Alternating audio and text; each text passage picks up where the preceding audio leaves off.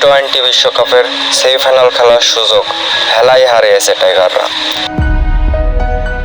আফগানিস্তানের বিপক্ষে বৃষ্টি আইনে 8 রানের হারার পর সাবেক অধিনায়ক মাশরাফি বিন মুর্তজা নিজের ফেসবুক আইডিতে লিখেছেন, এই ম্যাচ 12.1 ওভারে জেতার জন্যই খেলা উচিত ছিল বাংলাদেশের, আর সেটি করতে গিয়ে যদি 50 রানেও অল আউট হতো দল, দর্শকরা সেটিকেও সহজভাবে নিত। মাশরাফি বিন মুর্তজা আরও লিখেছেন, আর যদি এই ম্যাচ জিততাম বিবেকের কাছে হেরে যেতাম। এই ম্যাচ আর 10টা ম্যাচের মতো ছিল না আমাদের কাছে, এটা ছিল ইতিহাস গড়ার সমান।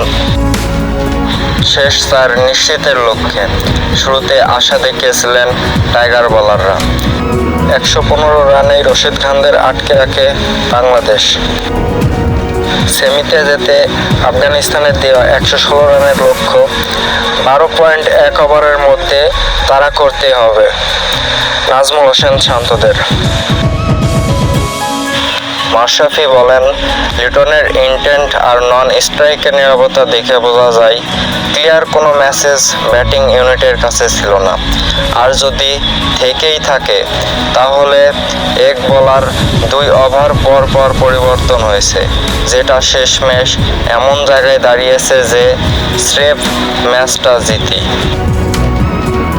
প্রথমবারের মতো টি-20 বিশ্বকাপের সেমিফাইনাল নিশ্চিত করা আফগানিস্তানকে অভিনন্দন জানিয়েছেন ম্যাচ।